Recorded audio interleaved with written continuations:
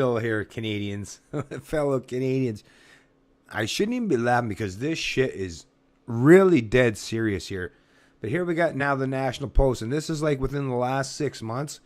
I think almost all of our main establishment media outlets have covered this topic in one way or another.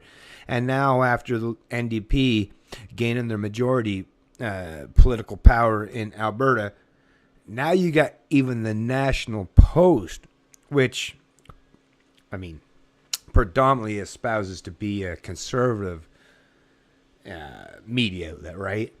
But listen to this. Old anti-poverty idea, guaranteed minimum income getting new life in Alberta. And, of course, the caption when it was placed on the Facebook page, on the National Post Facebook page, was, come on, more or less, give it a try. Like, fucking real, these guys. But they know the economic system, the monetary system. They know that they can't sustain this stuff for much longer. So they're trying to, they're offering some carrots, to the people. Hey, we'll guarantee you a mincome, they call it. Yeah, a minimal income. You know what that is, right? I mean, unless you were born literally like yesterday and you just have no grasp on anything. A guaranteed income for all citizens. Well, that's full-on socialism. This is what, remember World War I and World War II?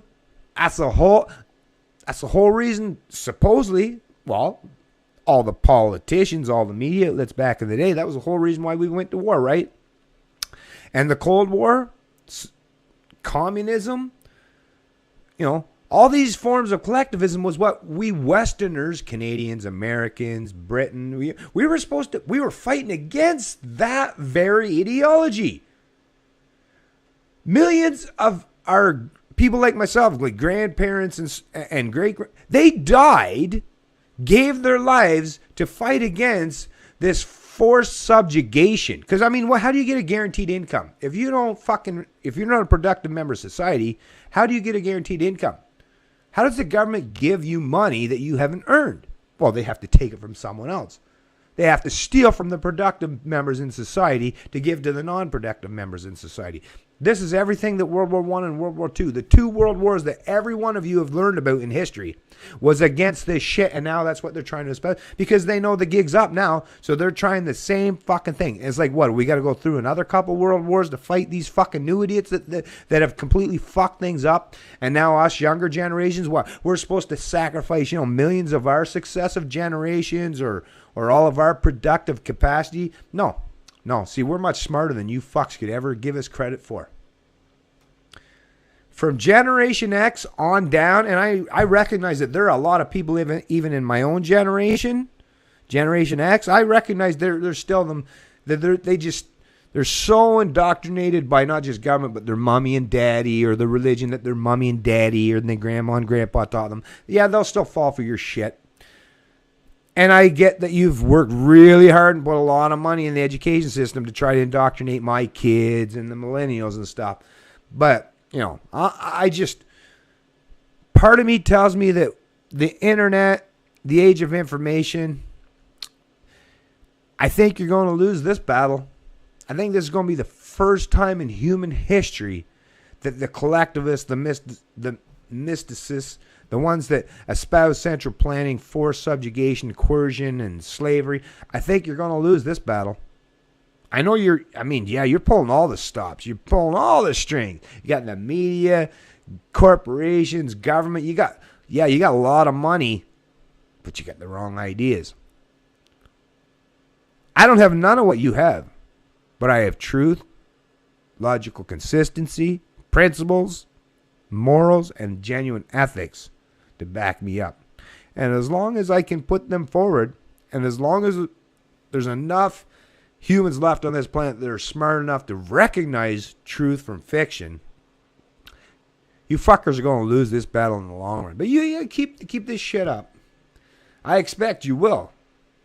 Even with this now trying to mess with pension plans and stuff, you guys know the gig's up. You guys know the gig's up. And like I say, hey, I'll give you an E for effort, but that's the best I can give you because you're going to fail because of people like me that are fighting you tooth and nail, and I don't even have the money, power, or connections.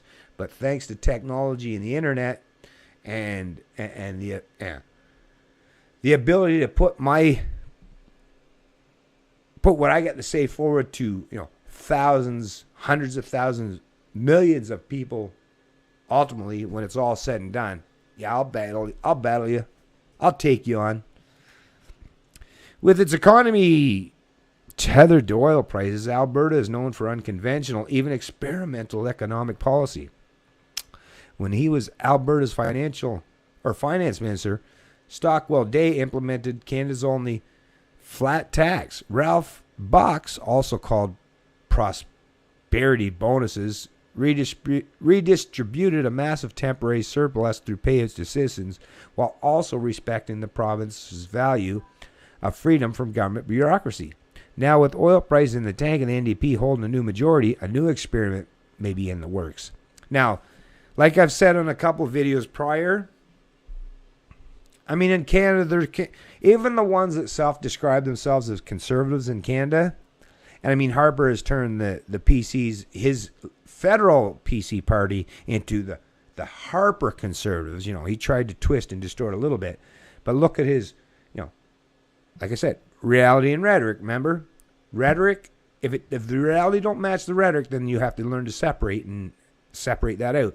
And in Canada, even conservatives, the PCs or the Harpers, the Reformists, these are statists, these are collectivists, these are just socialists, well, more fascist in nature, right? Socialism would be more of a soft authoritarianism, whereas fascism is a more harder totalitarianism. But it's still the same. It's still collectivism and socialism. It's just how you want to mandate it, right? How you implement it. But it's the exact same fucking bullshit. And so in Canada, the reforms and the conservatives, when they're talking about them, it's not like we're talking about real, genuine conservatives. The ones that really believe in actual, genuine, limited government and some aspect of liberty. These are Canada has always been, I didn't know this growing up per se, but yeah, there's a lot of socialists in this country. There's a lot of collectivists in this country. There's some free market lovers too, which have kind of helped, and because we have the U.S. to our south that have always been, well, they're turned more socialist fascist now, but U.S. is our southern neighbor. It's our only neighbor in this entire continent other than Mexico, which, they're way, so we have no real, for hundreds of years, our main relationship was with Americans. And you know how the American political system works, right?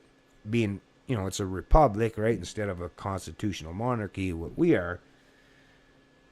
So we always got to learn about the philosophy of limited government, in the way the forefathers of the U.S. espoused and how they established the middle class, the aristocrats from old Europe, and how they set up the system in the U.S. So even though Canada was still a little bit more, loyalist to the Queen, still believed in, forced subjugation and the monarchies a little bit to the... We always had, and our entertainment, radio, television, we got America. So we weren't just taught, fortunately, about Canadian socialism. We learned about American individualism as well. So we're lucky enough to be able to separate, or people like myself that understand this stuff, where I can separate the difference between what these people, like a conservative in Canada is not the same as a genuine conservative in the U.S. from, say, 100 years ago, right? Anyways, when he was Alberta's, a guaranteed minimum income, known as mincome, has long been a pipe dream of economists across the political spectrum, but especially left-wing anti-poverty activists, people like Joe Ceci, a former Calgary alderman who was a star NDP candidate and is Alberta's new finance minister. The idea of traditionally conservative Alberta as a testing ground for a left-wing social policy might seem strange, but it has increased in support. The frustrating thing is that we know what the answers are. Calgary Mayor Naheed Nenshi told the National Poverty Reduction Summit last month, referring to the idea of negative taxation, which is one way to create a guaranteed minimum income. More recently, he told reporters he hopes Ceci will be bold. I am really, really interested if he will bring that to bear in terms of some really significant changes to the taxation system that would really help us manage poverty in a brand new way. Now, it's a government initiative, people, and every government initiative, just because they're coming out with a new and improved, I mean, they've done this like every decade, every couple decades. Central planners and control freaks come up with this idea where they're going to offer this. Oh, look, it's just a trick. How do you think you could get a guaranteed income? If you're a person that's not producing in society, how would you get a guaranteed minimum income? Well, it means they have to either force your employee if you work, or employer if you work, they have to use force, the gun, to force them to pay you a certain amount, which if they're the owner of the business, they'll find ways to get around that. Or as we've seen, even every time the government says, oh, we're going to increase the minimum wage, businesses or whatever, they'll just raise prices, or inflation, the prices will increase to reflect, and you'll see no actual increase in your prosperity or your purchasing power in any way, shape, or form. Or the monetary policy where they just print money like crazy and depreciate the value of it. There's no way you're going to beat the system. You can't beat the system when you try to work and function inside of that particular system, because it's designed so that people that have the real power, that pull the strings, the little guy can't beat them. As much as you guys have, and this is the thing with the left that they've been trying, is they want to teach people to believe in the false ideology of statism, that there's some central planner, this God, but the little people are going to be able to control that God, whereas the strong or the wealthy people will just sit back and let it all. If you give anybody in anywhere the ability to use central powers or a big gigantic gun to use against everyone else, it's always going to be the well-connected, the rich, the political classes, the ruling class. Those are the ones that's always going to gain control of it. All this fucking false ideology and bullshit where, the people are going to gain, that doesn't happen in a political system under governance. That can only happen in the absence of central planning. The people will have their true power when the government can't force them to fucking do whatever. When the people have the ability to stand up for themselves without being oppressed, that's where the real power lies. Not in fallen government to tell them.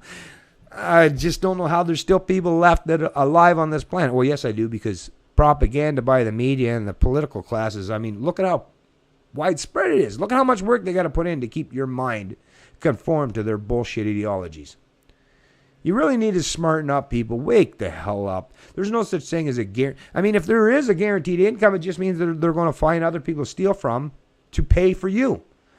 And those people that are productive, that are creating that wealth, and the government's stealing from them more and more, and I'm probably going to be one of them, let's say, I just won't produce anymore. I'll just produce enough for myself, and then you won't have nothing you can fucking steal from me. So see how that doesn't work? Do you see how that doesn't work? You can rail against it all you want, but you're never going, unless you think you can force me when I'm completely against it. You can't. I mean, if I'm making $1 million, you might be able to steal that from me. But if I recognize that you can steal that money from me, I won't try to even make that money, because you're going to steal it anyway. So why would I fucking try? I mean, fuck. Think about it. Use your brain once in a while. Stop listening to these fucking idiots. I mean, there's small children under 10 years of old that could school some of these fucking people in the media, these politicians. But because they're populist and they have lots of numbers, they can convince you people that they know what they're talking about. Stop falling for their shit. I plead with you, Canadians, stop falling for this bullshit. It's never worked in any time in history, and it ain't going to work this time. It's Canadian Libertarian. You know I love liberty.